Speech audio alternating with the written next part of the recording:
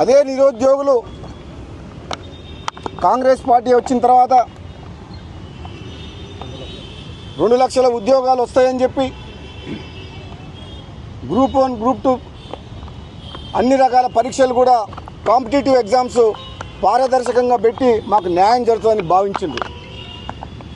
కాంగ్రెస్ ప్రభుత్వం వచ్చిన తర్వాత అనుకున్న స్థాయిలో 2 లక్షల ఉద్యోగాలు ఇవ్వకపోయినా సరే 50,000 ఉద్యోగాలు ఇచ్చింది.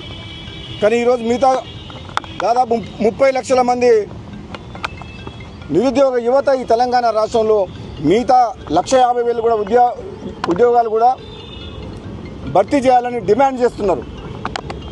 కాబట్టి నేను అందరికీ కూడా చెప్తున్నా, ఈరోజు నిరుద్యోగ యువకులకు మీరు ప్రత్యేకంగా నన్ను ఆహ్వానించడం వల్ల ఈరోజు మీకు ఒక అండగా ఉంటందుకు, ఒక శాసనసభ్యునిగా కాంగ్రెస్ పార్టీ ఎమ్మెల్యేగా కూడా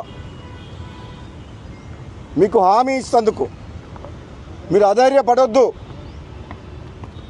మీకోసం, మీరు కన్న కలల కోసం, మీ ఆకాంక్షల కోసం, యువత యొక్క ఆశయాల కోసం మీతో తోడుంటా, మీ వెనకాల ఉంటా, మీ ముందుంటా అని చెప్పి మీకు ఒక మాట ఇస్తందుకు, ఒక అన్నగా మీ అందరికి ఒక కుటుంబ సభ్యునిలాగా నిరుద్యోగ యువకులందరికీ కూడా